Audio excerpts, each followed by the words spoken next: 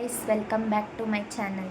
ಇವಾಗ ಸಂಜೆ ನಾನು ನನ್ನ ಹೇರ್ ಕಟ್ ಮಾಡಿಸ್ಬೇಕು. ಅದಕ್ಕೆ ಸಲೂನ್ಗೆ ಹೋಗ್ತಾ ಇದ್ದೀನಿ, ಸ್ಪಿನ್ಗೆ. ಆಯಿತು ಒಂದು 6 to 7 months ಮೇಲಾಯಿತು ನಾನು ಹೇರ್ ಕಟ್ ಮಾಡಿಸಿಲ್ಲ. ಫುಲ್ಲು ಶೇಪೇ ಇಲ್ಲ ಕೂದಲು. ಅದಕ್ಕೇನೆ ಇವಾಗ ಸಲೂನ್ಗೆ ಹೋಗಿ ಮಾಡಿಸೋಣ ಅಂತ ನಾನು ಅಮ್ಮ ಇಬ್ಬರು ಇವಾಗ ಹೊರಡ್ತೀವಿ. ಅಲ್ಲಿ ಹೋಗ್ಬಿಟ್ಟು ಯಾವ ಹೇರ್ ಕಟ್ ಮಾಡಿಸೋದು ಅಂತ ಡಿಸೈಡ್ ಮಾಡಿ ಮಾಡಿಸ್ತೀನಿ. ಸ್ಪಿನ್ ಸಲೂನಿಗೆ ಬಂದಿದ್ದೀವಿ, ಒಳಗೆ ಹೋಗ್ಬೇಕು. ನಾನು ಹೇರ್ ಕಟ್ ಮಾಡ್ಸೋಕ್ಕೆ ಬಂದಿದ್ದು JP ನಗರದಲ್ಲಿ ಹೊಸದಾಗಿ ಸ್ಪಿನ್ ಸಲೂನ್ ಅಂತ ಓಪನ್ ಆಗಿದೆ. ಇದು ಆಲ್ಮೋಸ್ಟ್ 1 month ಆಗಿರೋದು ಅಷ್ಟೇ ಓಪನ್ ಆಗಿ. ಹೋಗ್ತಿದ್ದಂಗೆ ಅಲ್ಲಿ ನಮಗೆ ಯಾವ ಥರ ಸರ್ವಿಸ್ ಬೇಕು ಅಂತೆಲ್ಲ ಕೇಳ್ತಾರೆ. ಅಮ್ಮ ಅದನ್ನೇ ವಿಚಾರಿಸ್ತಾಯಿದ್ರು. ಆಮೇಲೆ ನಮಗೆ ಯಾವ ಥರ ಹೇರ್ ಕಟ್ ಬೇಕು ಅಂತಲೂ ಕೇಳ್ತಾರೆ.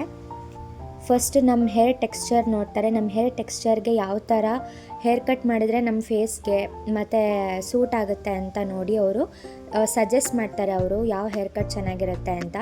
ಸೊ ಅದಾದಮೇಲೆ ನಮ್ಮದು ಬಿಫೋರ್ ಮತ್ತು ಆಫ್ಟರ್ ಹೇರ್ ಹೇಗಿತ್ತು ಅಂತ ಫೋಟೋ ತೊಗೋತಾರೆ. ಇದು ನಾನು ಹೇರ್ ಕಟ್ ಮಾಡ್ಸೋಕ್ಕೂ ಮುಂಚೆ ಫೋಟೋ ತೊಗೊಂಡಿದ್ದು. ಇದು ಫೋಟೋ ಎಲ್ಲ ತೊಗೊಂಡಾದ್ಮೇಲೆ ನೀಟಾಗಿ ಫಸ್ಟು ಹೇರ್ ವಾಶ್ ಮಾಡ್ತಾರೆ ಹೇರ್ ಕಟ್ಗೂ ಮುಂಚೆನೇ.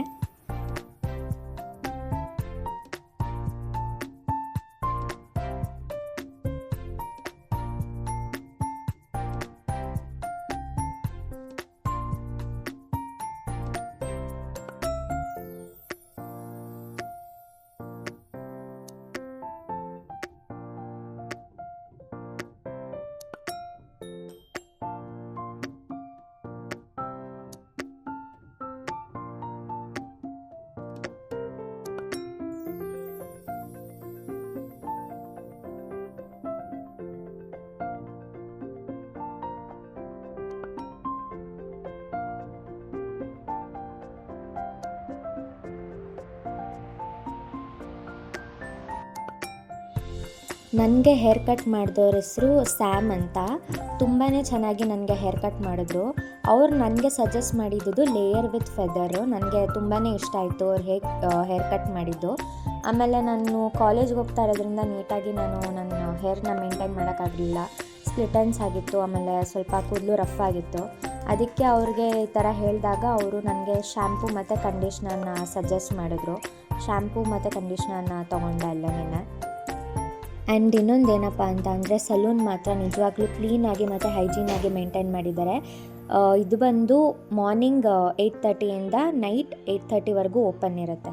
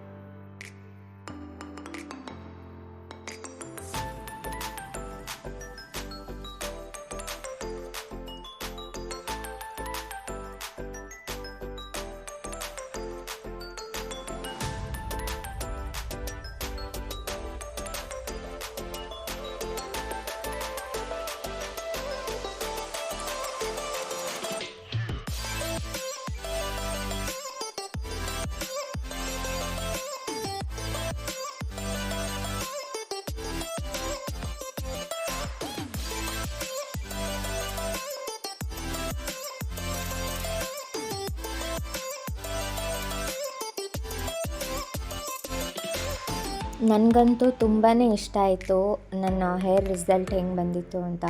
ಆಮೇಲೆ ಹೇರೆಲ್ಲ ನೀಟಾಗಿ ಸೆಟ್ ಮಾಡಿದ್ಮೇಲಂತೂ ಇನ್ನೂ ಚೆನ್ನಾಗಿ ಕಾಣ್ತಾ ಇತ್ತು.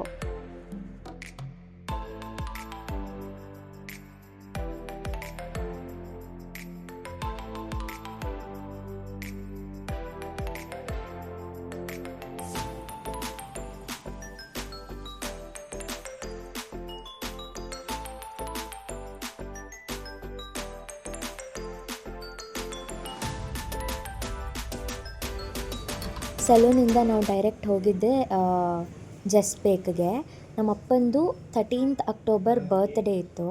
ಸೊ ನಾವು ಅದಕ್ಕೆ ಮಿಡ್ನೈಟ್ 12ಗೆ ಯಾವಾಗಲೂ ನಾವು ಬರ್ತ್ಡೇ ಸೆಲೆಬ್ರೇಟ್ ಮಾಡ್ತೀವಿ. ಯಾರದೇ ಬರ್ತ್ಡೇ ಆದ್ರೂ ಮಿಡ್ನೈಟ್ 12ಗೆ ಮಾಡೋದು. ಸೊ ನಮ್ಮ ಅಪ್ಪಂಗೆ ಸರ್ಪ್ರೈಸ್ ಕೊಡೋಣ ಅಂತ ಕೇಕು ಮತ್ತು ಬರ್ಸ್ಟರ್ ಏನೋ ಇರುತ್ತಲ್ಲ ಅದನ್ನು ತೊಗೊಂಡು ನಾವು ಮನೆಗೆ ಬಂದಮೇಲೆ ನಮ್ಮಪ್ಪ ಬರ್ತ್ಡೇಗೆ ಬಟ್ಟೆನೇ ತೊಗೊಂಡಿರಲಿಲ್ಲ, ನಮಗೆ ಗೊತ್ತೇ ಇರಲಿಲ್ಲ.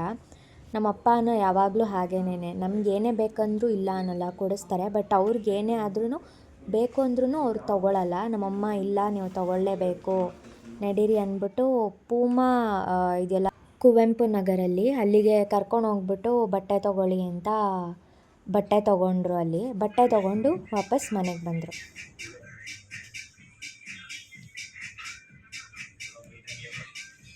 ನಾವು ಸಲೂನು ಮತ್ತು ಬಟ್ಟೆ ತೊಗೊಂಡು ಬರೋದ್ರೊಳಗಡೆ ಅಪ್ಪಂಗೆ ಕಂಪ್ನಿ ಕಡೆಯಿಂದ ದೀಪಾವಳಿ ಅಲ್ವಾ, ಅದಕ್ಕೆ ಸ್ವೀಟು ಮತ್ತು ಡ್ರೈ ಫ್ರೂಟ್ಸ್ದು ಎಲ್ಲ ಕೊಟ್ಟು ಕಳಿಸಿದ್ರು. ಅದನ್ನು ನನ್ನ ತಮ್ಮ ಹಾಗೆ ಒಂದು ಕ್ಲಿಪ್ಪಿಂಗ್ ತೊಗೊಂಡಿದ್ದಾನೆ.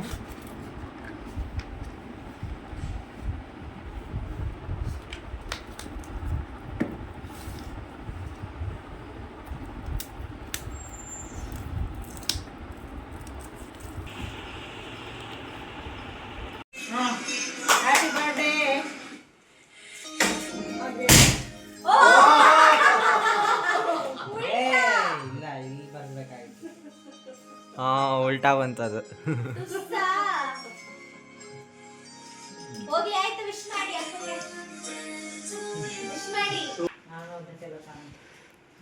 ವಿಡಿಯೋ ಆನ್ ಮಾಡಿ.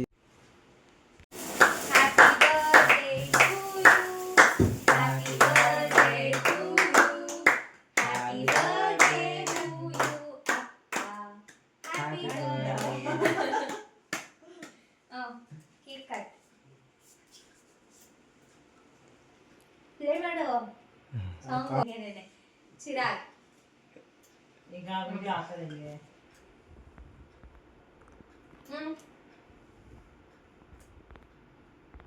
ಓ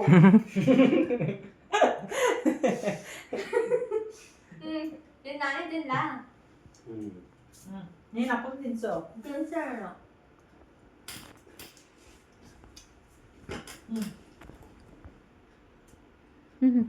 ನೀ ತಿನ್ಸು.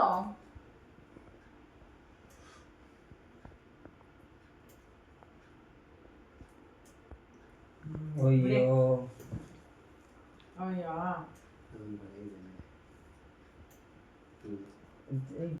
ಸೊ ಇದಾಗಿತ್ತು ಇವತ್ತಿನ ವ್ಲಾಗ್. ಈ ವ್ಲಾಗ್ ನಿಮಗೆ ಇಷ್ಟ ಆಗಿದ್ರೆ ಲೈಕ್ ಮಾಡಿ ಮತ್ತು ಸಬ್ಸ್ಕ್ರೈಬ್ ಮಾಡಿ.